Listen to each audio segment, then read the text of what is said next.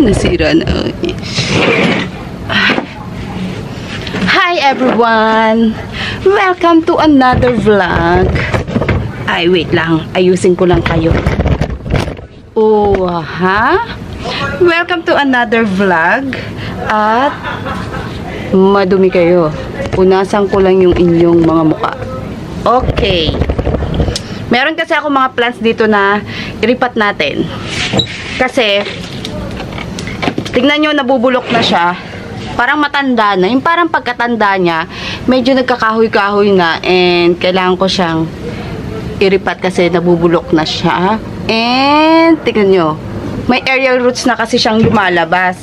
Kasi, kung nung nakaraan, isang buwan, dire-diretso ang ulan, or let's say, more than 2 weeks, as in, dire-diretso yung ulan.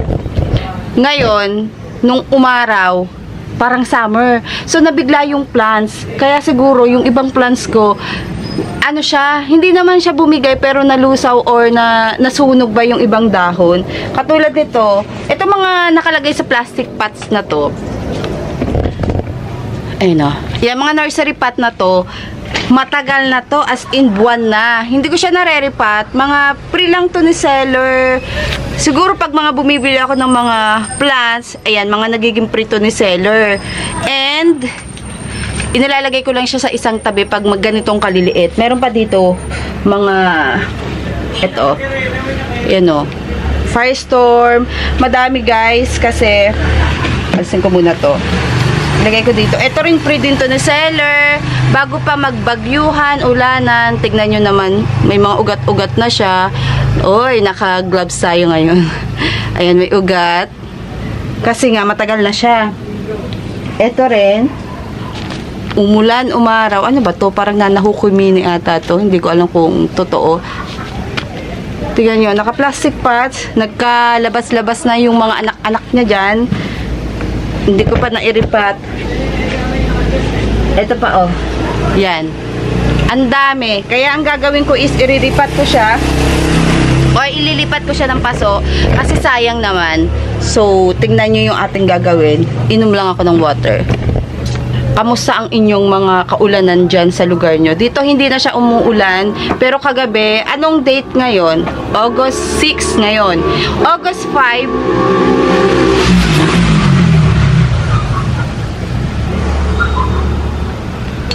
August 5, umulan. Saglit lang. Wala pang 30 minutes.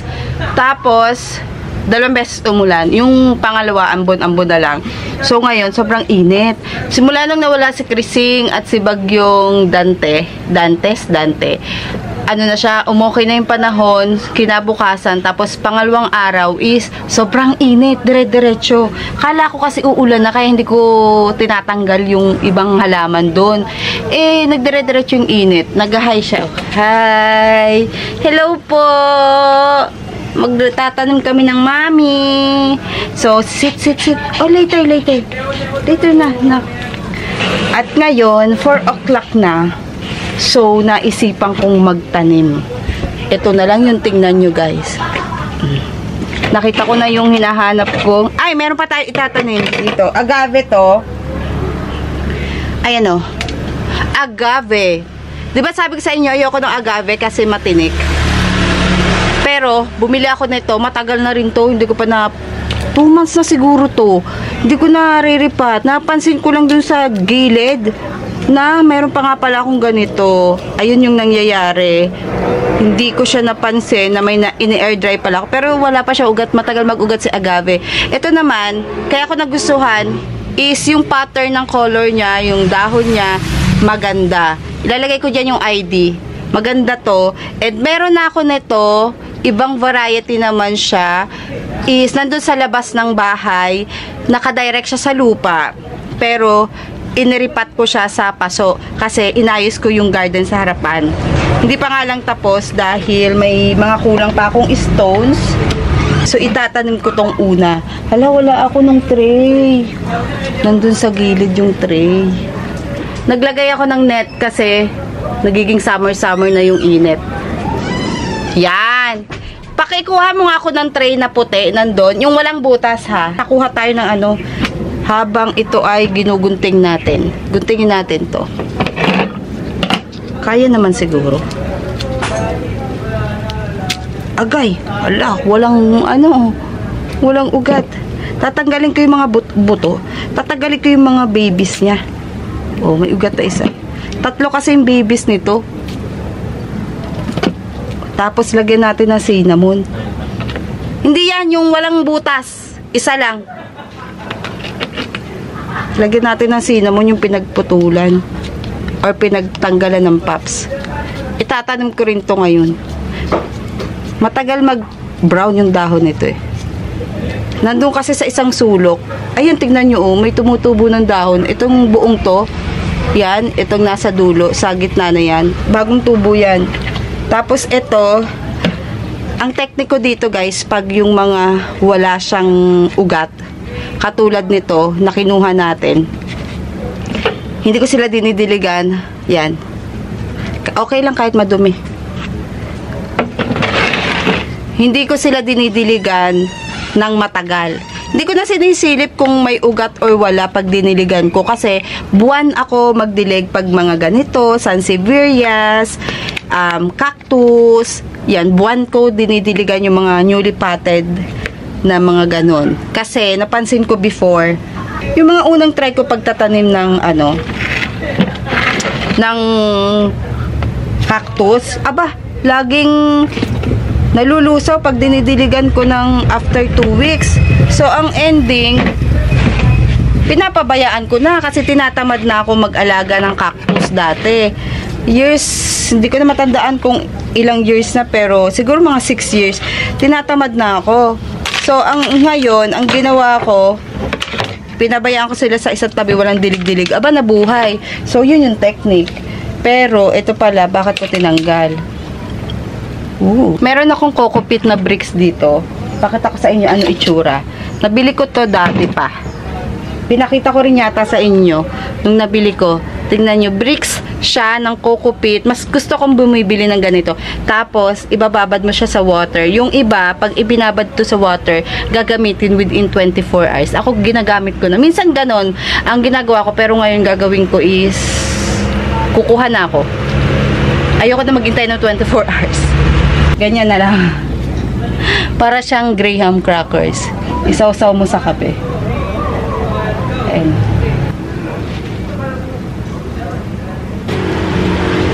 Ayan. Dapat basang-basa to pag gagamitin mo. Pero hindi ko na siya binasang gaano. Tagal eh.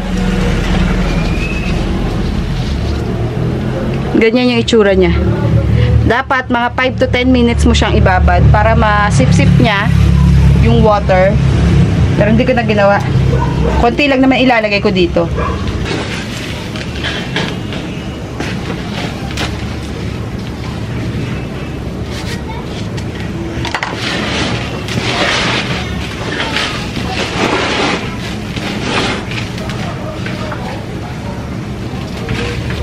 Yan, okay na. Tapos, ito ililipat lang natin. Ngayon ko lang napansin, yung babies niya, wala, napatay na. Ito, hindi ko siya tinatanggal. Lagi sila magkasama eh. Na-propagate ko to from dahon lang. Galing lang dun sa binili kong dati, halaman. Nakalimutan ko na kasi matagal na to eh. 2 to 3 years or 4 years na ata to. So, yan. Ibabaong ko lang para hindi siya yumuyuko.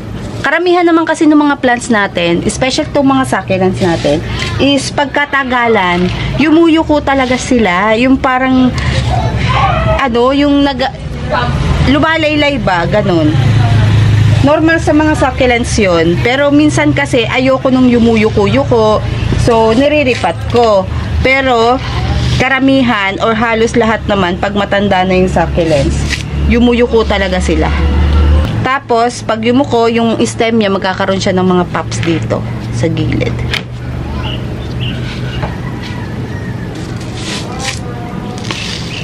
Ang problema ko ngayon, madami akong pumice, wala ako ng vermicast. Tara, nalipat na natin siya. Tapos, ilipat na natin tong si babies. Kita nyo ba? Lipat na natin itong mga pups na to ng agave at ito ay ilalagay lang natin sa kabilang sulok. Ito, meron pa akong ganito. Binili ko 3 years to 4 years ago yung ganito. Pag malaki yung butas ng pot nyo, may ganito lagay. Sa Shopee lang din.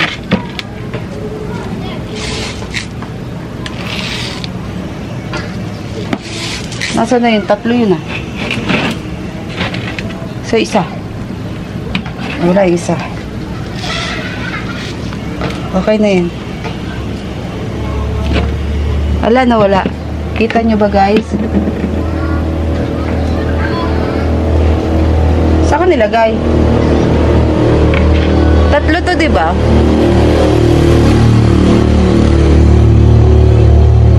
Wala, minumulto tayo. 1, 2,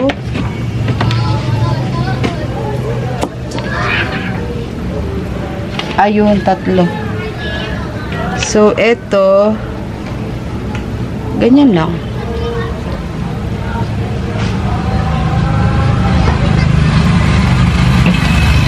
Buti may mga ganito akong paso. Dahil, ito, ginagamit ko to pang, ano to, leaf propa. Pag malaki na yung propa, ano natin siya.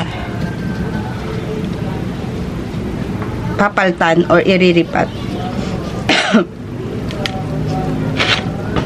Pating mix ko, ganun pa din.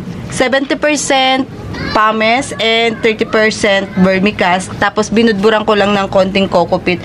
Pero pag wala kayong coco peat, carry lang wala. Ala, sira na pala to. Nawala na yung ano. Parehas to eh.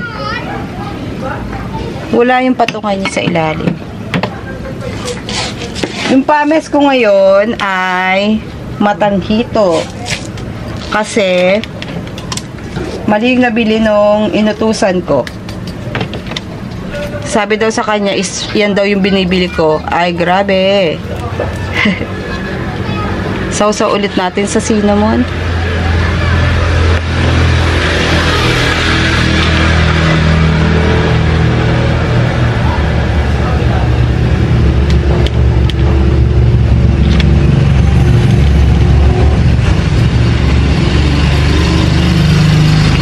Tapos ito, saan ko pilalagay? Dito.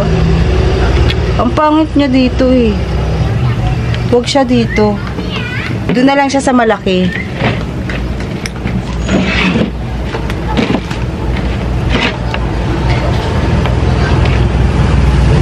Dito na lang siya. Technique pag magtatanim kayo ng mga agave, sansevierias, and succulents, mas magandang underpot.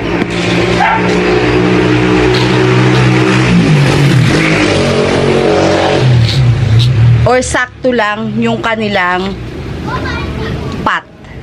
Kasi, mas mabilis silang lumago. Pag malaki kasi yung paso, yung ugat, yung dadami. Kasi yung ugat niya, marami siyang pinagkakapitan or nagagalaan ba yung ugat niya. Kasi malaki yung paso.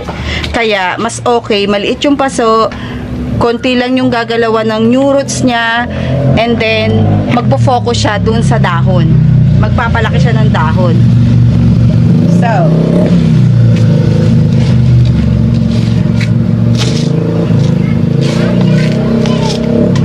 ito mga tong inirerepat kasi natin na to. Ay, may babies na. Oh, ayan oh. May babies na siya. Mga prito ni Sailor. Madami pa dun sa likod eh. Kaya lang, ito lang muna yung itatanim natin. Pang paano lang ba? Pampatay oras habang hindi pa gabi. Tingnan nyo. And tinesting ko lang yung gloves ko. Hindi siya maganda.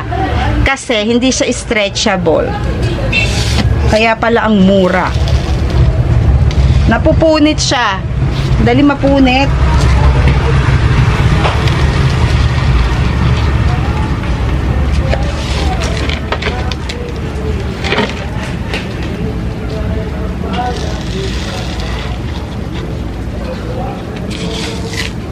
Pag Pag magpapaulan kayo ng plants, make sure na gritty yung potting mix.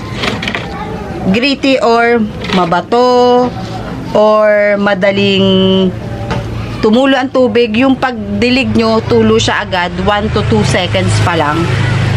Yon. Dapat ganun. Para hindi siya mamamatay. Pag more ano kasi, malupa siya, namamatay. Pero depende pa rin sa lugar.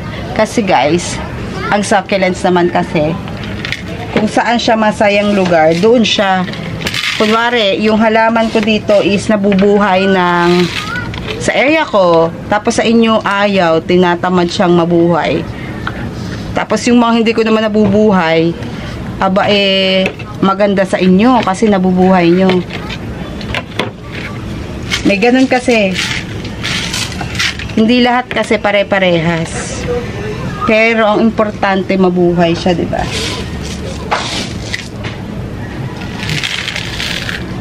Oops. Ay!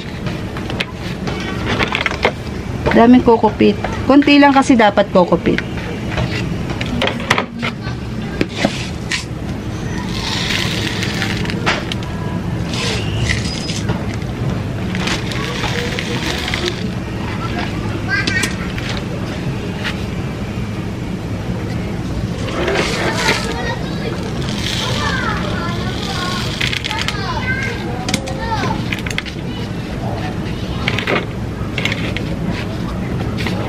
Tcharan! Ano pa yung eto? Ano tatanim natin dito? Eto na lang. Ang dami ko ng ganito mga haworthia. Pero tingnan nyo naman, tinubuan na ng new roots dito. Hindi ko pa natatanim. Binagyo na't lahat tong si Zebra. Binagyo ka na't lahat, buhay pa rin.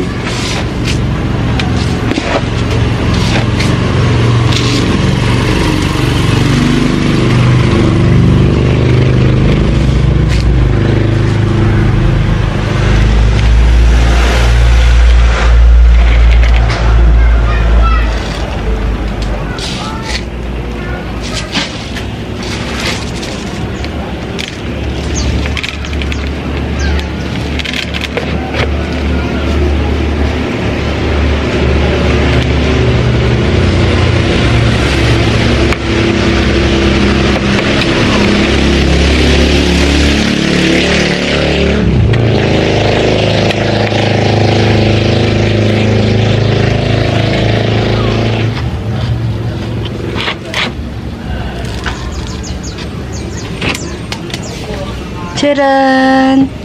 Uulan na naman. Dami ko na naman lupa. Alam nyo, ang kinukuworry kasi dito, pag madami na siyang lupa, medyo tinatamad na naman ako. I mean, yung lupa na sako, na tapos walang magpipick up, yung tinatamad ako, wala akong pag-aanuhan, wala akong pagtatapunan, ganyan. Tignan nyo, pag nagkikita ako ng ganito, minsan iniisip ko, uprooted na lang yung bilhin ko. Pero may mga succulents kasi na mas magandang potted siyang ipa-deliver. Para hindi na siya gaanong ano yung ugat niya ba? Magagalaw. So, ito, bukas ko na to aayusin. Tignan niya. Bukas ko na inaayusin dito. Or mamayang gabi, may ano pa ako. Dami ko cinnamon. Akala ni Dara, yung cinnamon niya sa kwarto, sa loob ng bahay is ginagamit ko. Ginagamit ko nga, pero naghihiwalay ako. Meron akong isang plastic ng cinnamon, tapos hindi ko na syempre ibabalik doon. Naghiwalay lang ako doon sa binili niya. Kasi, pang bake daw niya yon. So, hindi ko naman siya, binabalik. So, ayun lang ang ating video for today. Sinama ko lang kayo sa pagre-repot ng ating mga plants na to. And mamaya ko na sila ibabalik sa dating pwesto. Or sa kanilang pagpupwestuhan na bago. At paulan na. Hindi naman umaanggi-anggi dito. So, kailangan ilipat lang muna natin dito para sure lang na hindi talaga sila maaanggihan. Kasi hindi naman sila nadidiligan etong mga to. Tuyot na tuyot to Ayan Nanahukumini ka ba? Pero kung nanahukumini to guys, deads na to ilang linggo lang sa akin. Totoo lang, ang hirap-hirap buhay ni nanahukumini. Sa inyo ba?